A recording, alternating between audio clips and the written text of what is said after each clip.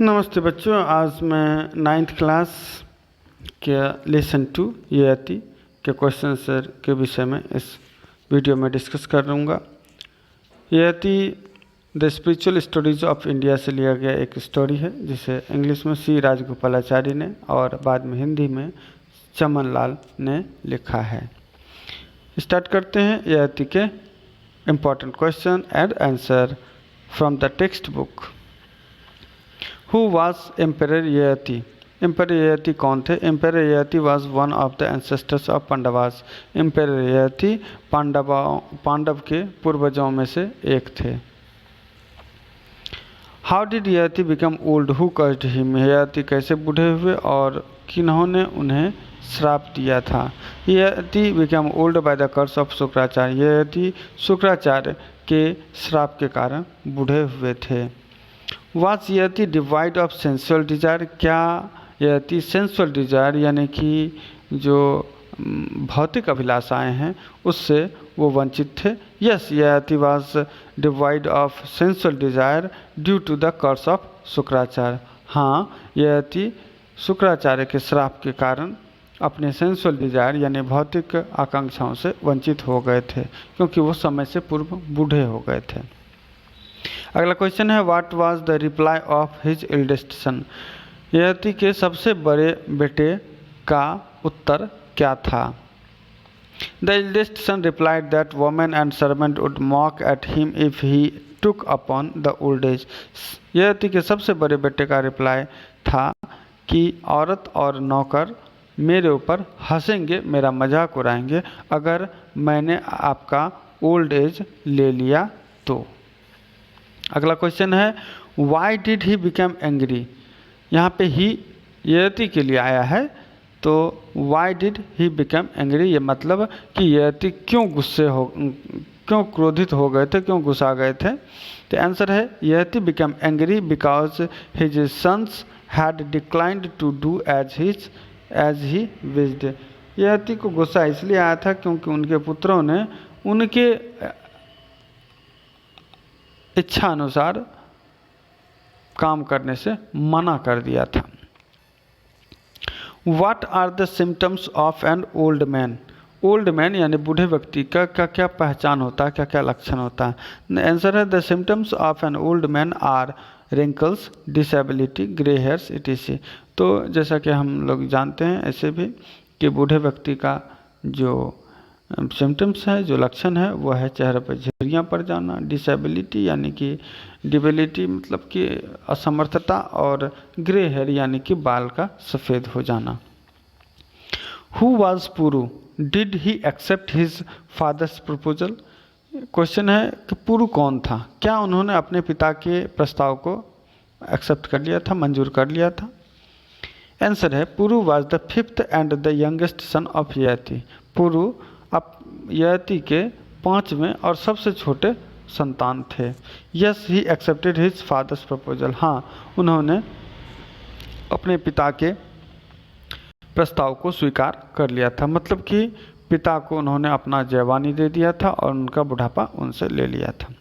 Next question है, sensual desire is ever lasting, whose thought is this?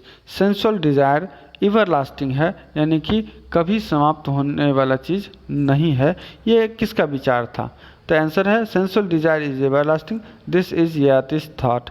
यह यति का विचार था कि सेंसुअल डिजायर कभी भी समाप्त नहीं होता है। नेक्स्ट क्वेश्चन है, why did Yati resume his old age? Yati ने फिर से अपना ओल्ड एज क्यों ले लिया, क्यों शुरुआत किया?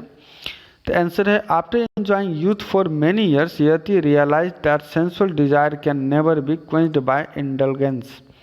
तो कई वर्षों तक यति जब अपने युवा अवस्था को एंजॉय की यानी उसका आनंद लिए, तो उन्हें ऐसा एहसास हुआ कि सेंसुअल डिजायर यानी कि भौतिक अभिलाषाएं जो है, आकांक्षाएं जो है, उसको कभी भी सेटिस्फाई यानी कि कभी भी संतुष्ट नहीं किया जा सकता है किसी तरह के संलिप्तता से। So he return back the youth to Puru. तो इसलिए उसने अपना जो यौवन है वो पुरु को वापस कर दिया and resume his old as, और अपना जवानी अपना बुढ़ापा जो है, बुढ़ापन वो फिर से वापस ले लिया। Next question, do corn, gold, cattle and woman satisfy the desire of a man? Question है कि क्या अनाज, सोना, मवेशी या औरत मनुष्य के आकांक्षाओं को संतुष्ट कर सकता है? आंसर है no. Corn, gold, cattle and woman can never satisfy the desire of a man. कि कॉर्न यानी अनाज, सोना, मवेशी और औरत कभी भी मनुष्य की अभिलाषाओं को पूरा नहीं कर सकता है। In fact nothing can ever satisfy the desire of a man. किसी भी मनुष्य के डिजायर को यानी उसकी अभिलाषाओं को कभी भी पूर्ण नहीं किया जा सकता है किसी भी चीज़ से। नेक्स्ट क्वेश्चन है what was Yayati famous for? Yayati किस चीज़ के लिए प्रसिद्ध थे? तो Yayati as a ruler was famous for his devotion to the welfare of his subjects. यहाँ सब्जेक्ट का मतलब जनता। तो ययाति एक रूलर के रूप में, एक शासक के रूप में, एक राजा के रूप में अपने जनता के प्रति डिवोशन, समर्पण के साथ उसके उत्थान के लिए काम करने के लिए प्रसिद्ध थे। नेक्स्ट क्वेश्चन है why did Yayati call his sons? तो ययाति ने अपने बच्चों को क्यों बुलाया था? Yayati called his sons to appeal them to bear the burden of his old age and give him his youth in return. Yayati ने अपने बच्चों को बुलाया था ताकि वो उससे अपील कर सके, उससे आग्रह कर सके कि वो उनके असमय आने वाले जो बुढ़ापा था उसे ले लें और उनका यूथ यानी उनका यौवन जो है उन्हें वापस कर दें। यही बात कहने के लिए उन्होंने अपने संतानों को बुलाया था। अगला क्वेश्चन है व्हाट डिड ही से टू देम? उन्होंने अपने बच्चों से यानी ययाति ने अपने बच्चों से, बेटों से क्या कहा? ययाति से टू हिज सन्स, अपने पुत्रों से कहा दैट कि the curse of Shukracharya has made him prematurely old. कि शुक्राचार्य के श्राप के कारण वो प्रीमेच्योरली ओल्ड यानी कि समय से पूर्व बूढ़े हो गए हैं। And divide of sensual desire, और अपनी भौतिक सुखों से वंचित हो गए हैं। He also offered them to exchange their youth with his old age and become the ruler of his kingdom. और उन्होंने अपने संतान को यानी ययाति ने अपने संतान को यह भी ऑफर दिया कि वो अपना जवानी दे दें और इनका बुढ़ापा ले लें और साथ ही इस किंगडम के, इस राज्य के शासक भी बन जाएं। नेक्स्ट क्वेश्चन है which son agreed to give Yayati his youth and take his old age? किस पुत्र ने ययाति को अपना जवानी देने और उसका बुढ़ापा लेने के लिए तैयार हो गया? कौन सा पुत्र था जो ययाति को अपना जवानी देने और बुढ़ापा लेने के लिए तैयार हो गया था? तो आंसर है पुरु, द यंगेस्ट सन। पुरु जो कि सबसे छोटा बेटा था, agree to give Yayati his youth and take his old age. Yayati को पुरु अपना यह जवानी दे के उसका बुढ़ापा लेने के लिए तैयार हो गया था। नेक्स्ट क्वेश्चन है why did Yayati go to the garden of Kubera? Yayati Kubera के बगीचे में यानी कुबेर के गार्डन में क्यों गए थे?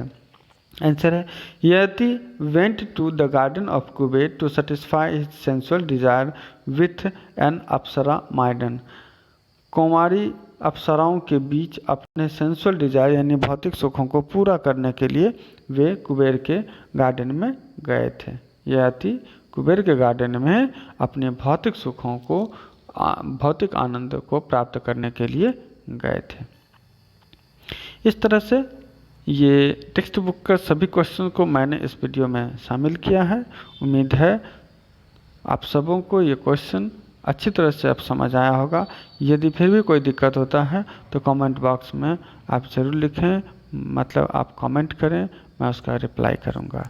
Till then good bye.